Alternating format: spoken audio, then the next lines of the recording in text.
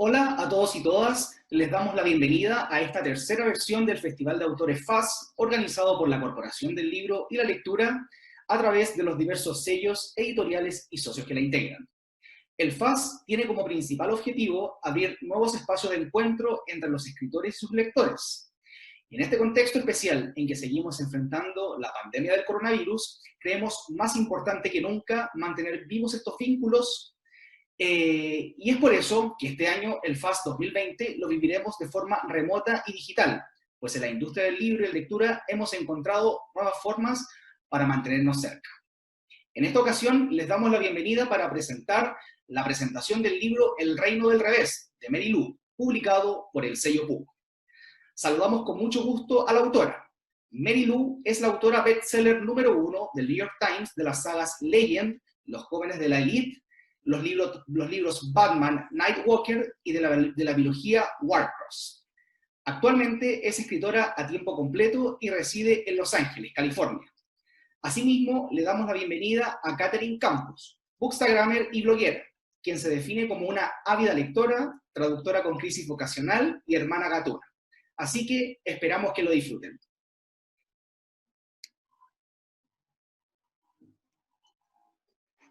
So, hello Mary, thank you so much for being here. How are you doing? Oh, I'm sorry, I was muted. I'm really good. Thank you so much for having me. You know, I feel like we're all doing the best we can in 2020 this year, so I hope that you guys are doing well also.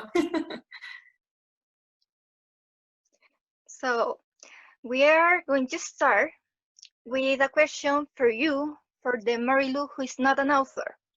What do you like to do besides writing? I wanted to know about your hobbies. Sure.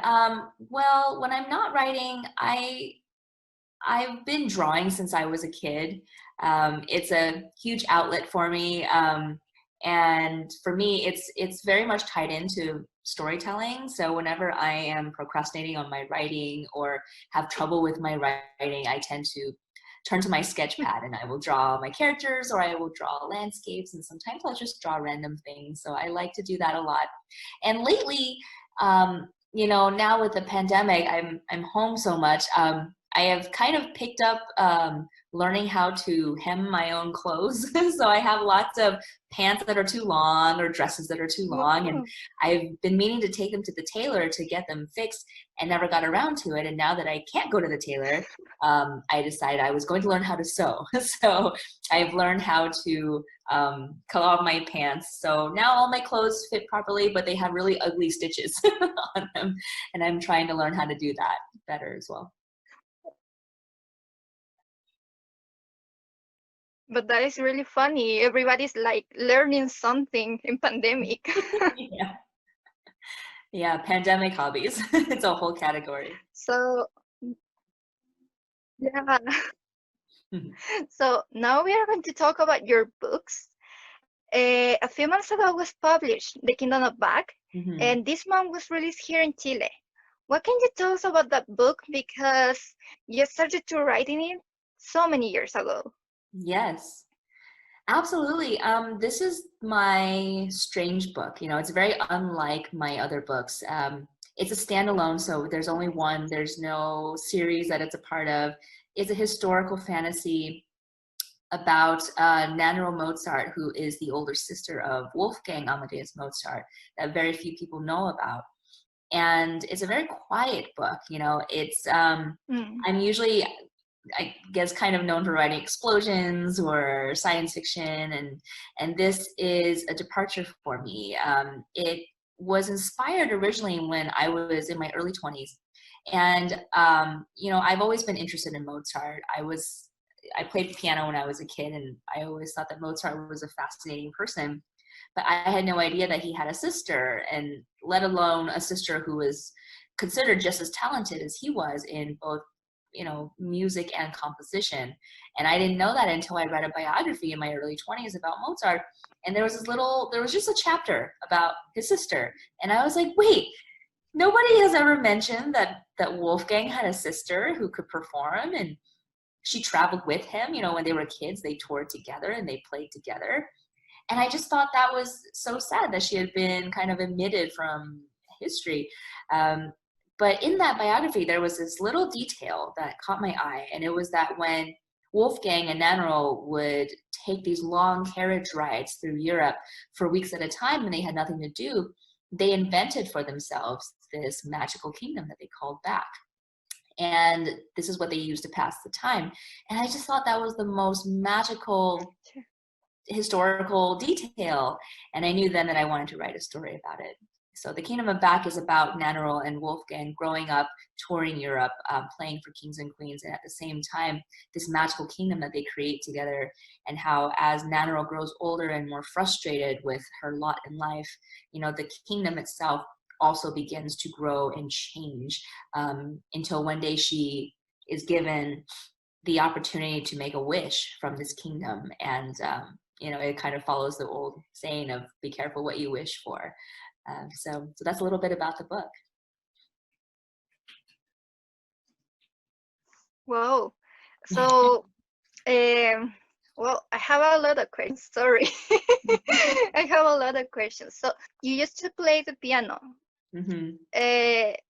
How much of your feelings about music we can find in the book? Because I think that the descriptions of music were really beautiful. Like, I don't know how to explain it. Thank you so much. That means a lot to hear.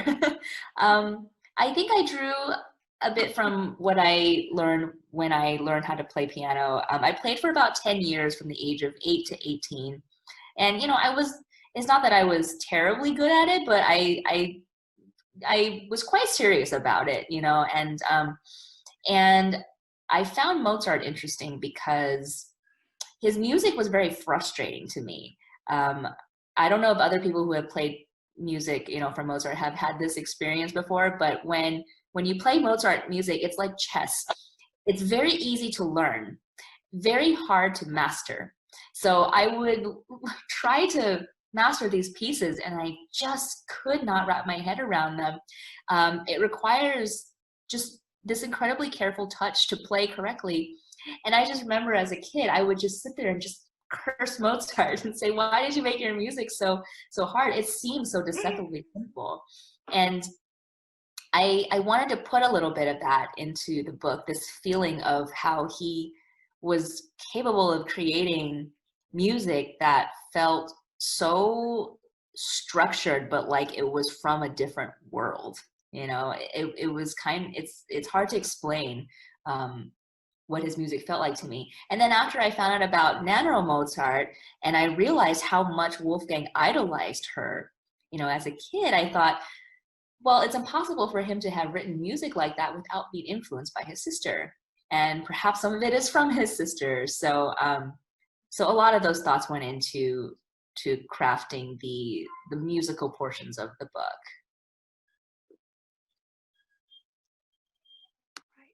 Right. Oh, well. Well, next question, sorry. This is the first time that you wrote historical fiction. So which sense was different from your previous books, besides the fact that all of them are from different genres? What's different about this book compared to my other ones?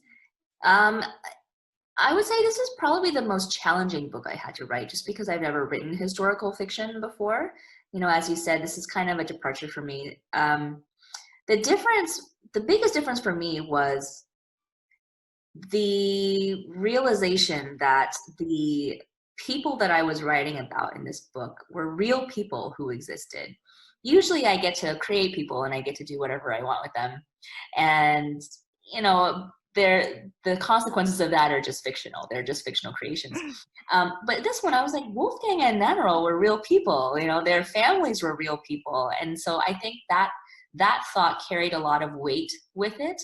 And I felt this need to both be creative with this story, because it is fiction still, but also portray Nannerl and Wolfgang in a way that was still responsible, I guess, and was fair to who they were as people.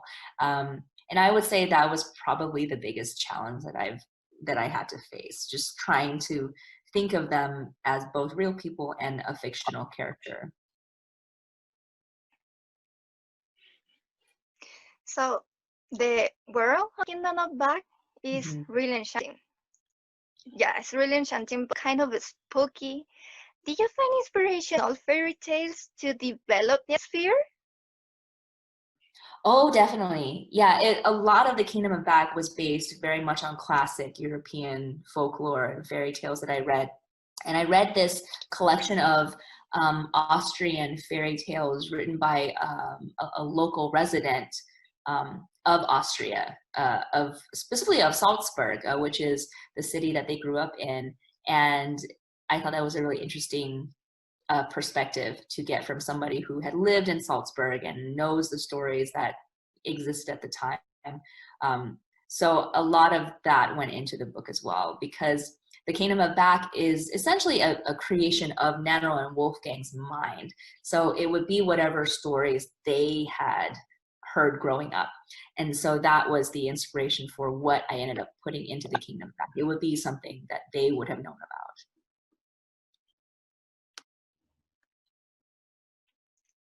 So I had to say that I was so involved with Nannerl's history, Nannerl's, right? Because I didn't know about her. And I felt so bad when I was reading the book. Oh my God, it was so awful. So why do you want to tell her history? I mean, how did you find out about her?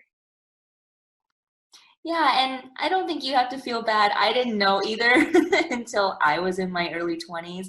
I think it's hard to know about somebody that nobody writes about. You know, there's like the movie Amadeus that came out in the 80s, you know, not a single mention of Nannerl. So how can people know about her if there's nothing about her out there? I was just lucky enough to stumble across that little bit of information. So I had read about her in a biography, and then after I read that one chapter of her in Wolfgang's biography, I started going online and looking up everything I could find about her. And there's not a lot, you know, there's not a lot of information about her.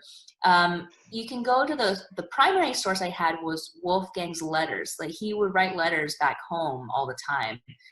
When he grew up and started traveling on his own without his family, he was working in Vienna, and he would write letters back to his mother, to his father, to his sister.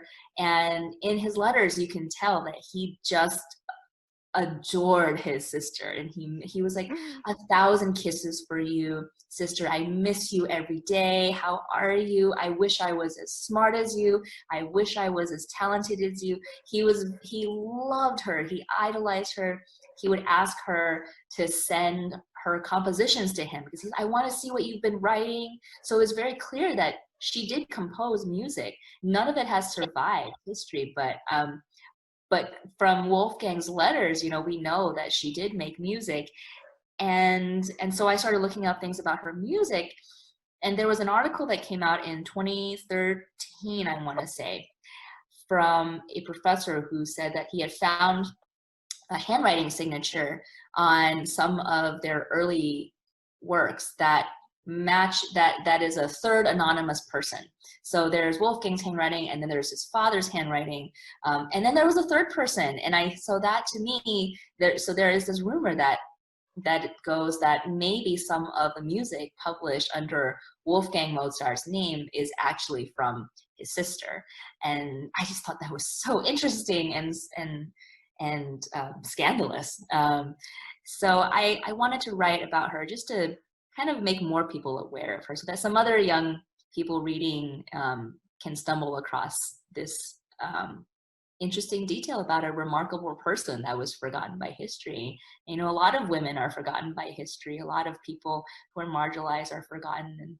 And I think that it's important for us to find those people and remember who they are. I love it. So, well, I think that this is something really important because while I was reading the book, well, my heart started to break for her because we know the fact her history is one that is not often told. So I think that this is a really special gift to her memory, because now we will not forget. Thank you. A lot of us that didn't know nothing about her. Yeah, I hope that more and more people find out about her. And I think that slowly over the years, I've seen more things come out about her as people realize who she was. I hope that means that we get to find out more things about her and that people look into some of Wolfgang's music, and maybe someday somebody will find something out there that was written by her. That is so sweet. So, wow, got tons of questions. What do we have now? Well, what will you say about the topics in this book? Because I know that are ones that we can still see lingering in our times about the role of of a woman.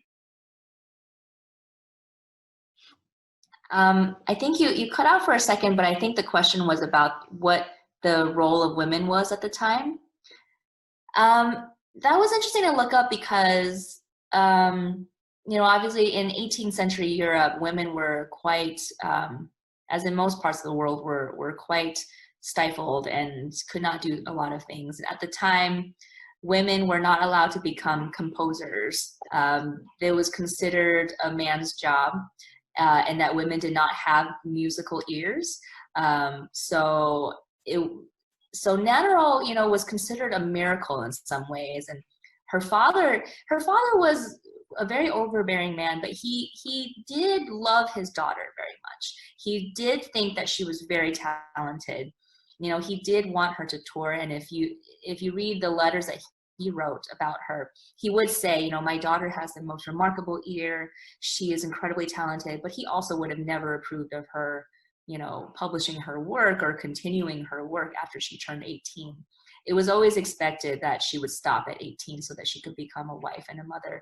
And I think at the time it was considered inappropriate for a woman to be in entertainment and also make money from it. It was considered kind of a scandalous and inappropriate thing for a woman. So there was no way that Nannerl could ever have become a composer in any way like her brother. So that was the sad reality that she lived in. And she was a very obedient daughter. Her mother was a very obedient wife.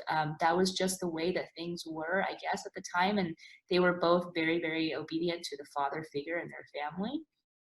And I think it's really sad. I think that if Nannerl had been born in a different time, things would have been very different for her. So.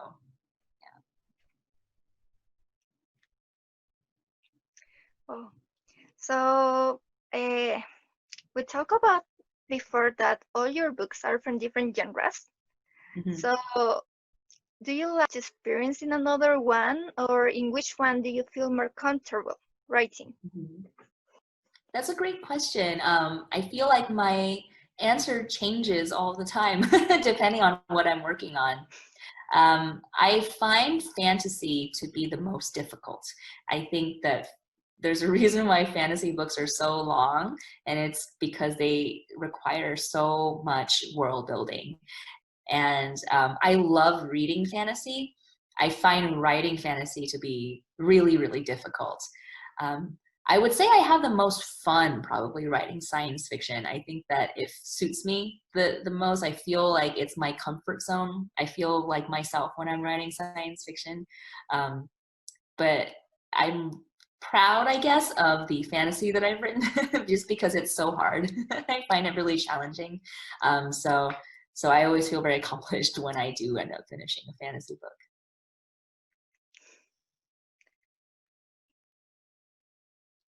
So, talking about again of the Kingdom of Back, would you say that Nanner is your favorite character of the book? Yes, totally. Yeah, I guess so. Nannerl is definitely my favorite character. I really loved writing about her and also her relationship with her brother. Wolfgang, in the real historical Wolfgang was such an affectionate child. He was one of those children who just wore his heart on his sleeve, and if he loved you, he just like showered you with love. And I think Nannerl really blossomed with him, you know. The two of them, I'm sure, must have had some complications in their relationship, but they were so close growing up. And I think that Nannerl must have gotten some comfort from the fact that Wolfgang idolized her so much. And I could really identify with Nannerl because she seemed like someone who carried a lot of her thoughts in her head. You know, she was much more even-tempered and kind of the calmer version of the two of them. Like Wolfgang was really naughty. He would run around and just he was a boy. He could kind of do whatever he wanted. So he would get in trouble all the time, and you know his father would be frustrated with him, but would forgive him. And I think Nannerl was the opposite. She was kind of she did what she was told, and she took care of Wolfgang, and so I really felt for her because of that. I found her very relatable in that way. And I don't have any siblings. I'm an only child, so I find it really interesting to explore sibling relationships. So I had a really good time writing about that bond between them. Yeah.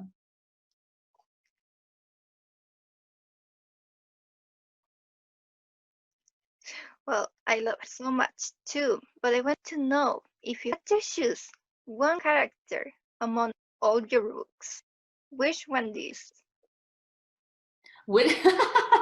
Oh, that's hard. Oh gosh, my favorite character among all of my books, Chen from my Warcross series. Mika Chen is my wish fulfillment character. She's the person that I would like to be more like. And I had so much fun writing her. So I guess I would pick her if I had to pick one character out of all my books. She's very bold, and she's not afraid to say what she wants to say. And she's got her rainbow hair and her skateboard, and she's just kind of, I found her really cool. So I really liked writing about her. Yeah. Okay, well, I wanted to tell you that my favorite character is Adelina. I think that is amazing, my queen. And my best friend and I are really fans of her. Like, I mean, she's just everything I wanted about a female protagonist, and no one gets me. So thank you so much for her. Thank you. That means the world to hear. Adelina was the most difficult character I've ever had to write, so it means a lot to hear that you guys liked her. I'm very proud of her. I think that she came a long way, and she and I fought a lot when I was writing. So I'm really, really happy to hear that you like her. Yeah, she's very special to me. Okay, so next question. Okay, wait. Oh, in which world will you will be scared to live in? In which one of yours? Sorry. That's okay. Which world would I be afraid to live in? I think all of them.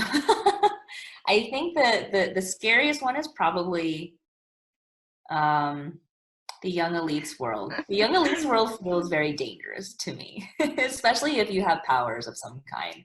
I feel like everything in the young elites world is kind of just hanging on, and there's war imminent all the time. So yeah, I would say the young elites is the scariest one to me.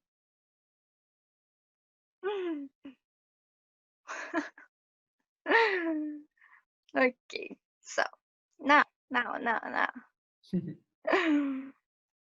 Oh, I know that maybe this is a difficult question, but which is the book that you feel more proud about it?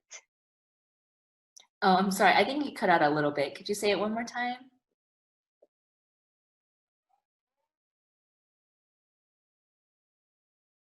Sorry, I think it cut out a little bit. Do you mind saying the question one more time? Did you hear me? Sorry. Yeah, sorry. Oh. Do you mind repeating the question? My audio was lost. Sorry. Sorry. I cannot That's hear. okay. Okay. Now hear me? Yeah. No? Right? No? I Oh can my hear God. you. Yes? Yeah, Yeah. okay. Okay. Let's move on. Recently, you got news about Workers being adapted to a TV show. Mm-hmm. What can you tell us about it? Yeah. Yeah, we just announced that Made Up Stories is going to be developing Warcross as a TV show, and I'm really excited. This happened a little while ago, but we just found our writers for it, the screenwriters, and I'm really excited. Corey Uchida and Adam Lash are the writers, and I think they're going to do an amazing job. And the company producing it is behind some of my favorite shows. It's behind Big Little Lies. The producer, John Cameron, is behind Fargo and Legion, and I love all of those shows. So I'm really, really honored and excited to be working with them.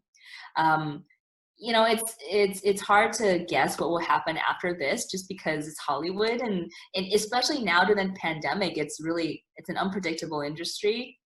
But fingers crossed that something happens. And whenever I find out something, I definitely will share it online with people so that they can know as well. But Yeah.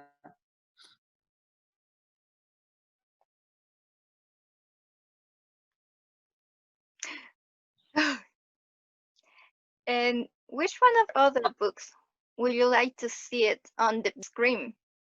On the big screen, gosh, I think The Young Elites would be cool on the big screen. I feel like it's a series that would be really epic to see in the movie theater, but you know, who knows what will happen. Yeah.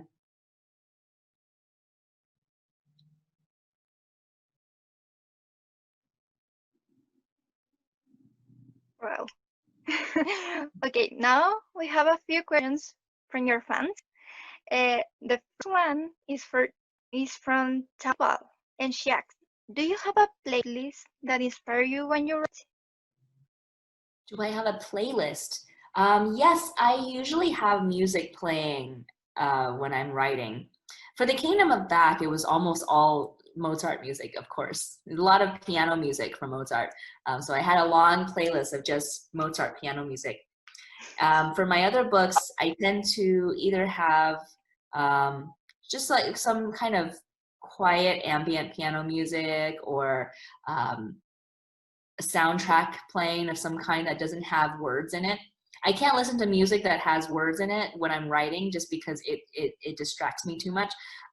But I have to have something playing. Sometimes I will just play rain sounds. So I'll go on rainymoods.com and just play rain sounds in my head. I live in California, so we don't get a lot of rain. So it's nice I just play it on my headphones.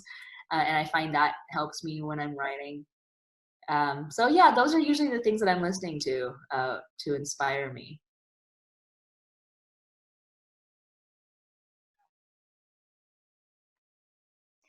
And the second one from Sonata de Lewis, and she asks, "Which one of your characters more similar to you?"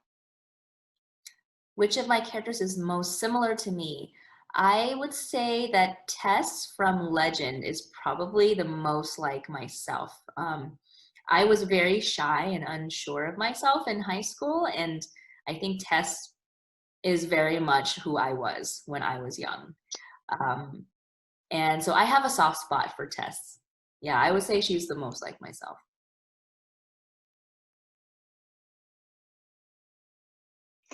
Okay, so Legend, the Young Elites, Workers, Batman, all your books has been translated into Spanish. How do you feel about reaching so many Spanish readers? Oh, it means the world to me. When I first started writing, I could never have imagined knowing that my words could be translated into Spanish and read in so many different countries. So it's very, very special to me. And I am so sad that I wasn't able to come to see you all in person this year. I was so excited about our trip in the spring, but I hope I get to come, sometime soon to see all of you, because it means so much to me that you can read my books in your countries. It just means a lot.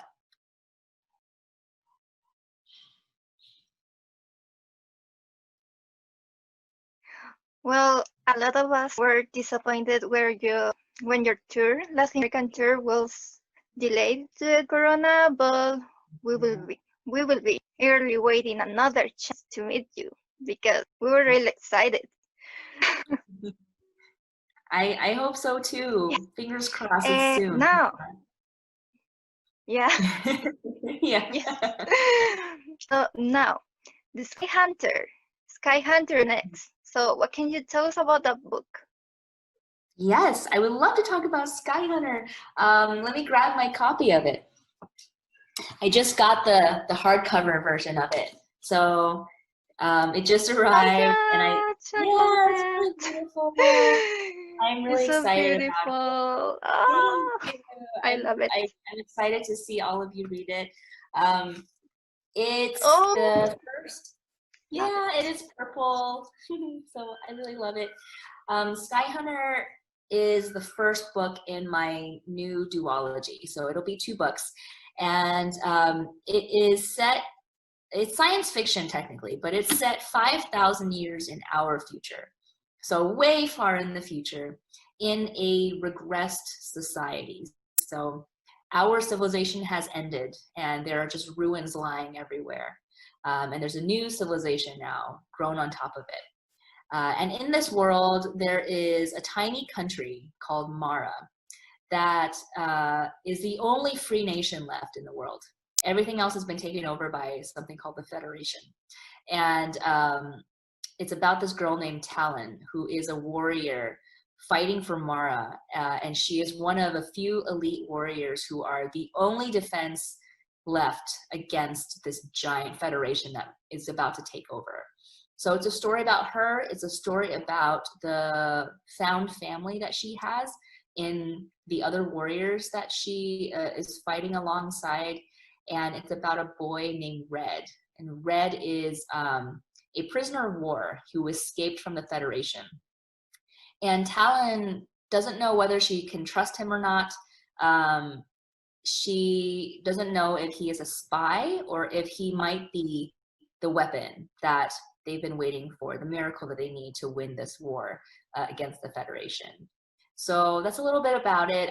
This is the longest book that I've ever written. It's the most like legend, I think, out of all my books that came after. And I hope you guys like it. It's a dark book, but I really, really, really love the characters that are in it. I love Talon. I love writing her. I love writing Red. The 2 of them truly hate each other when they first start out, but it is one of those hate to love stories. And I had a lot of fun writing about them. So I hope that everyone enjoys as well.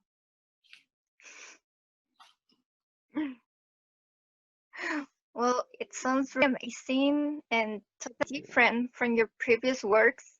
And well, we have a lot of information about the book yet in Spanish because it's going to be published by Edición Sudano. But something we can share with everybody is that the book is going to be called Sky Hunter, Arma Secreta, Secret Weapon in Spanish. So we are really excited about it. Yeah. Yes. And well, now we are running out of time. So last questions and comments. What would you say to your readers about Kingdom of Back and why you should read that book? The Kingdom of Back is, I know it's very different from my other books, but it's a book that I spent almost a decade writing. And I hope that in it, readers can find something special in the character of Nannerl Mozart, and that she is somebody that people can relate to. You know, I hope that other young creators out there right now who, you know, whatever barriers are in your path, I hope that you can overcome them. I hope that you are able to share your talents with the world. And I hope that people find something interesting and comforting about Nannerl, and go out and seek their own fortunes in the world in that. And I hope that nothing stands in your way, you know, when you are going out there. So I hope in that way you enjoy the Kingdom of Back. And it, you know, it's a very, very different story, but I hope you like it.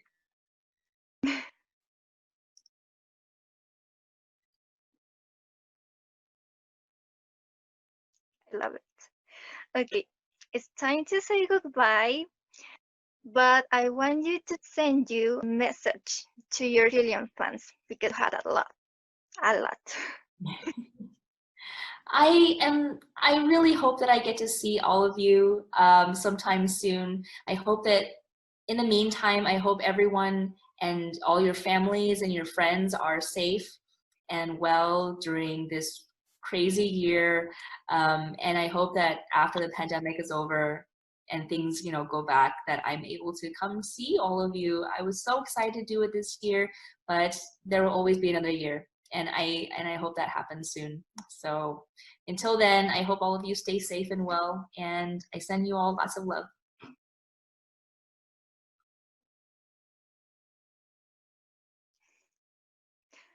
Well, Mary, thank you so much for being here. I mean, we really love you here in Chile. We send you lots of love and nothing. Thank you so much, and thank you so much to Cine Sudano and everybody involved in this invitation. Yes, thank you so much. This was so much fun talking with you. You were an amazing interviewer. And yes, I'm so excited for the future and hope that we get to meet in person someday.